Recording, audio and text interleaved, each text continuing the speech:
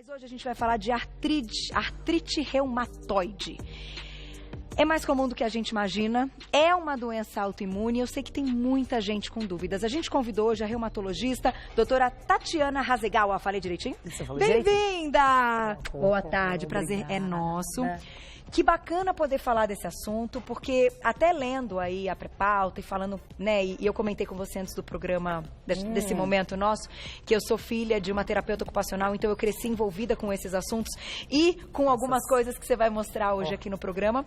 E é muito mais comum do que a gente imagina, né? E eu acho que o fato de ser uma doença autoimune muitas vezes dá uma assustada, né, quando você tem um diagnóstico. Mas quando a gente fala de artrite reumatoide, que tipo de doença autoimune ela é?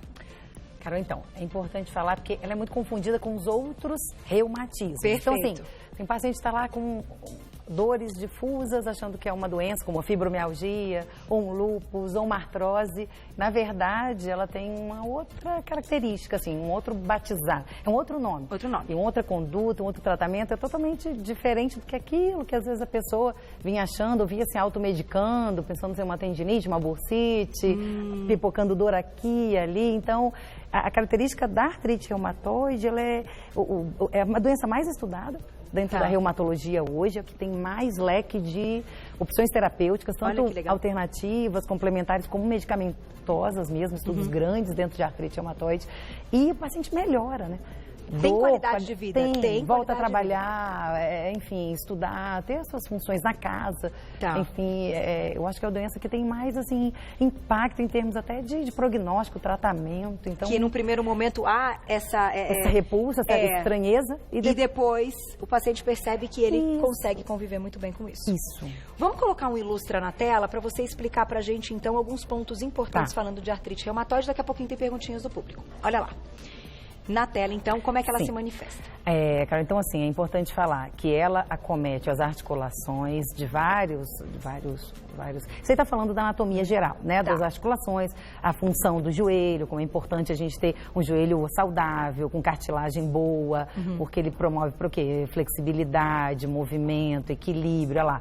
Isso tudo seria de uma anatomia boa, normal, né? Então, as principais funções do nosso joelho são essas, de um paciente saudável. Artrite reumatoide. Agora, quem já tem artrite reumatoide, onde ela mais acomete? Então, é importante falar, as periferias, mãos, punhos, joelhos e pés. A gente dá muito pouca atenção para o pé do paciente. Então, às vezes, acaba que a gente trata muito bem, né, as outras juntas, e ali é importante o acometimento, olho, coração, pulmão, rins, outros órgãos, a pele, vasos podem ser afetados. Intestino, acho que foi abordado, também pode ser acometido num acometimento fora da articulação. É uma extensão da doença. É raro, mas pode acontecer. Pode acontecer. Agora, sabe o que me chamou muita atenção? Eu falei, vou fazer essa pergunta, até enquanto tá girando aí. Certo. Tem várias idades que podem ter a manifestação. Pode, de 2, 3 anos. Tem relação, inclusive, com essa parte? Tem. Infantil, às vezes a criança já nasce com artrite reumatoide, que a gente chama artrite reumatoide da infância. A juvenil, 2, 3 aninhos, já pode se manifestar. E a artrite reumatoide é uma doença do adulto de jovem. Carol, 20, 30 anos de idade, na idade mais produtiva, fértil da mulher. Não é uma doença de menopausa. Existe a artrite reumatoide do idoso, mas é muito mais raro. Então, ela comete pessoas na idade produtiva mesmo, idade né? jovem. Onde tem estrogênio, progesterona, onde você está ali com os hormônios muito circulantes, ativos, né? É o mais comum, então. É o mais comum. É o mais comum, vai, depois dos 30 anos, vamos colocar assim. Na gravidez, ela entra em remissão, importante só falar isso. E, ao contrário do lúpus, que dá uma exacerbada, ela ativa mais. Agora, na menopausa, ela também entra em remissão. Alguns casos podem ser ativados quando a mulher já entra na menopausa. Olha que interessante. Tem relação hormonal. Tem relação hormonal, tem tudo, né? Emocional, hormonal. Então, talvez as mulheres tenham mais que homens ou não? Mulheres mais que homens, 3-1. Quando acontece no homem, é mais grave. Ele cursa com uns títulos de fator reumatoide, de um marcador no sangue muito alto para essa doença. Importante falar já de diagnóstico. O diagnóstico é clínico, tá, Carol? Porque às vezes a pessoa fala, faz exame, deixa eu entrar numa máquina, faz exame de todos no sangue, me revira. Tudo, me revira. Não, é clínico, o paciente conta a história. Então, é muito característico da doença. O que é o caso clássico de livro, então? Para o pessoal de casa até prestar atenção nessas articulações, mas o que acontece? Assim, a dor E a inflamação, não só de uma mão, mas de várias articulações ao mesmo tempo, então a simetria e aditivo, vai se somando. Começa aqui, vai para punho, daqui a pouco está nos dois joelhos, nos pés. Inchaço com dor, não consegue movimentar. Porque tem que diferenciar da dor do inchaço, do inchaço, às vezes de uma cardiopatia. Começou a inchar minha mão, minhas pernas, de um rim. Tá. Acontece muito isso no consultório da reumato. A pessoa vai, às vezes achando que é um problema reumatológico, e não. É vascular, às vezes é uma trombose, perna inchada. É importante falar isso também. Vida. É coração, está com uma insuficiência cardíaca, então incha, né? Edema das extremidades. Então isso é importante a gente fazer o diagnóstico diferencial logo no início. No início. Mas, por exemplo, o paciente tem um inchaço. Isso. Aquilo passa ou permanece, ou toma um medicamento, um anti-inflamatório. Ai, tá esquisito isso aqui, vou tomar um anti-inflamatório. Sem passar no médico, o que acontece com essa... Vai melhorando. Anti-inflamatório, analgésico, corticosteroide, às vezes o vizinho indica, ou ele mesmo já ouviu falar, vai na internet, melhora. Porém... Mas isso, é fugaz. Daqui a pouco volta e vai se somando, né? E com o tempo vai se danificando, comendo as juntas lá dentro. Então, o pai já perde a função das juntas. O joelho que a gente viu ali bonitinho, né? Fletindo, já não estica mais ou não dobra mais com aquele joelho duro. A punho que flete, estende, já não tem mais o movimento, fica duro, enrijecido. Cotovelo, muitos pacientes já sequelaram porque se automedicaram e foi deixando. É isso que eu falei. O tratamento hoje é importantíssimo para evitar isso daí. Que você perca a função das juntas. É esse o motivo do tratamento. Então, assim, o quanto antes... Melhor. Procurar ajuda. Você fica com as suas juntas preservadas, com menos dor. Só que aí a gente tem, então, uma parte medicamentosa, que você comentou. Importante. Que isso é uma indicação médica. E a gente tem algumas possibilidades dentro de outras áreas que pode ajudar. Eu já vi a bolinha aqui, já lembrei do consultório da mamãe. Um monte de bolinha. Né? Que daí eu já vi umas coisas assim, em exercício. Quando a gente fala de fisioterapia, de terapia ocupacional, normalmente é indispensável dentro do quadro? Vamos falar dessa equipe, que hoje uma doença só não é tratada só pelo médico. É importante uma equipe com suas especialidades. Então, a psicologia é importante na artrite reumatoide, porque é uma doença difícil de explicar, difícil de entender e difícil de aceitar. Então, quando o paciente tem o diagnóstico, tem que ter um enfrentamento. Então, a gente procura um braço na psicologia. Legal. Exercício, fundamental. Então, nos 3 primeiros meses, 4, que eu falo com o paciente, esquece tudo que você leu, você vai começar a fazer uma terapia com exercício. Então, o que envolve isso? Fisioterapeuta e TO, terapeutas ocupacionais. A gente não fala nem mais terapeutas de mão. De mão. Vai. Perfeito. Então, a bolinha, Carol, vamos desmistificar. Para artrite reumatoide, tá? Não estou falando para AVC, para artrose. Ela não é bom, é ruim. Então, assim, bolinha para ficar apertando. Ela é boa para outras coisas. Outras coisas. Pode ser para artrose, para outras disfunções. Artrite reumatoide não. Deixa eu só te explicar por quê, Carol. A gente tem muito acometimento na artrite do cotovelo. Que ele começa daqui, dessa parte de fora, Carol, aqui. E aí ele começa a fazer isso, na artrite reumatoide, olhar para fora, desviar. Geralmente entorta, vai. E a gente tem mais força onde, Carol? Para fletir, para fechar a mão ou para fazer isso? Geralmente a gente tem mais força para fechar. Sem dúvida. Então, se você começa a malhar, a fortalecer isso daqui, Carol, não ajuda o desvio. Na verdade, você teria que colocar um peso, alguma coisa. Tem que ser ao contrário, entendi. Você tem que fortalecer essa musculatura aqui, para evitar abrir mais. Então, quanto mais você malha flexores do braço, mais você está desviando. Então, bolinha, que perguntam muito em consultório. Doutora, eu tenho uma bolinha, posso fazer para minha artrite? Para artrite? Então, não. Artrite bolinha? Não. Para artrose, sequela motora de outras doenças, polimialgia, às vezes num lúpus, tudo bem. Aí sim. Você não tem... Entendi. E até muitas vezes, terapias com o pé também indicam muito para... para força, de flexor, extensor, tendinite, um leque vasto para indicação de bolinha. Deixa eu só fazer uma pergunta. Glaucia, você falou comigo, desculpa, eu tô no papo, assim, eu não peguei a sua última informação, tá? Então, a gente tem foto, né? Vamos mostrar uma foto, então, de uma mão com artrite, olha lá. Eu entro, gente, na entrevista, e eu fico, entendeu? Às vezes minha diretora fala comigo, aí, olha só, demonstra bem, né? Ali, Carol, então, tá vendo os dedos inchados, com umas protuberâncias grandes, como se fosse um osso crescido, né?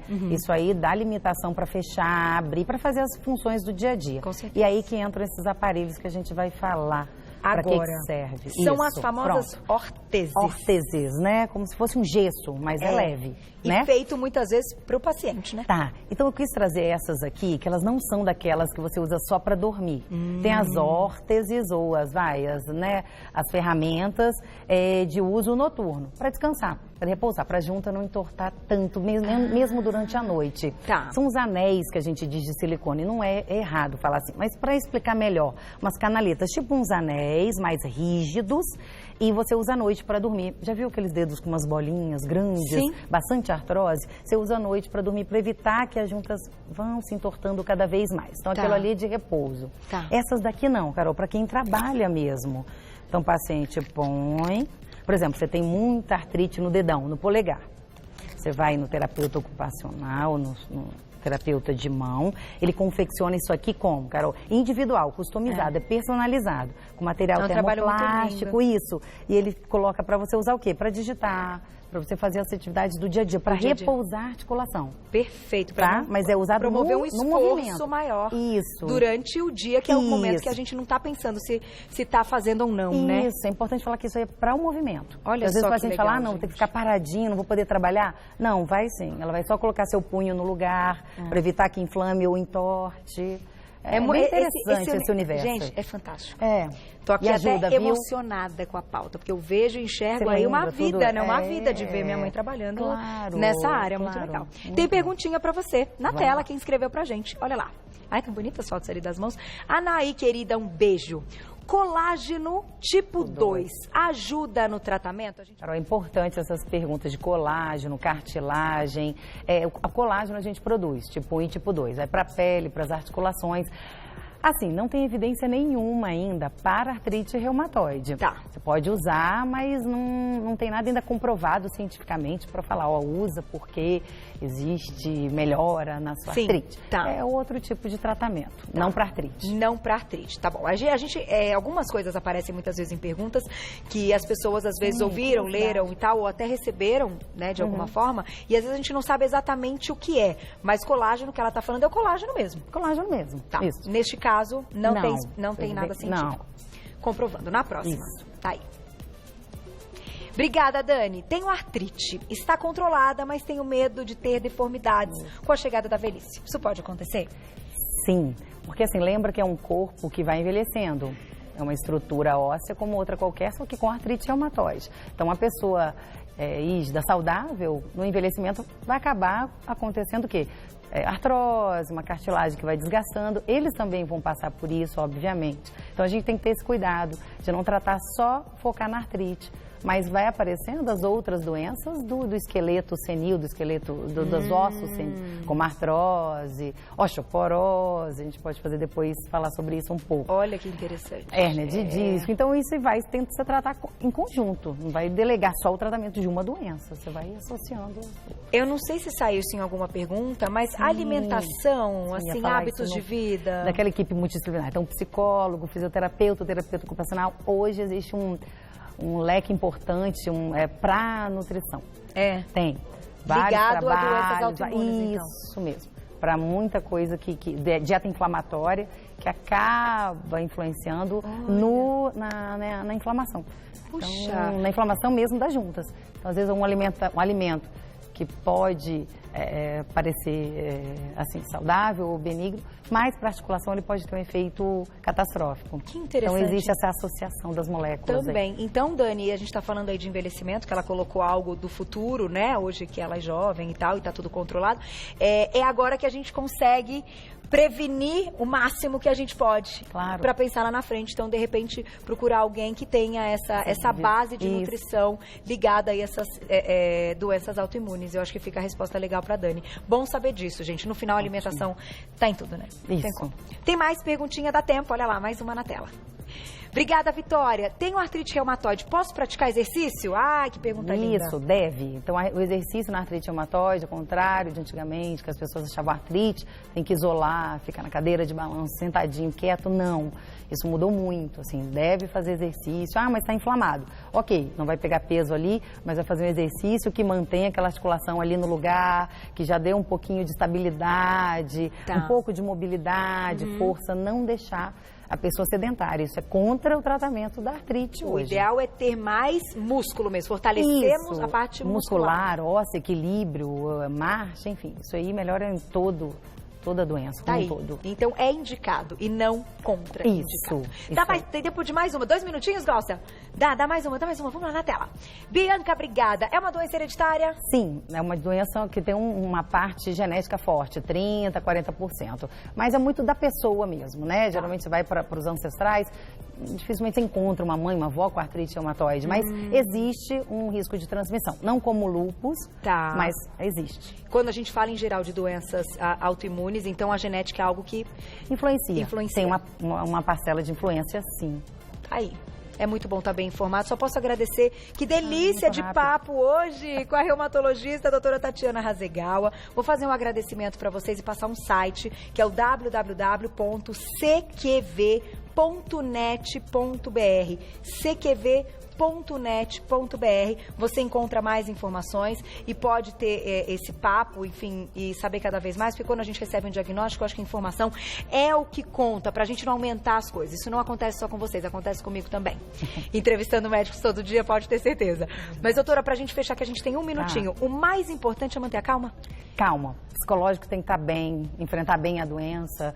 Descobrir que você tem um diagnóstico é muito bom, por um lado, porque você tem como tratar. Então, isso que tem que ficar, entendeu? Vai atrás, vai descobrir, não tem problema, tem tratamento e você pode ter uma vida, conviver com aquilo bem, de uma forma tranquila, né? E saudável. E saudável. Qualidade de vida. Obrigada, viu? Adorei conhecê-la.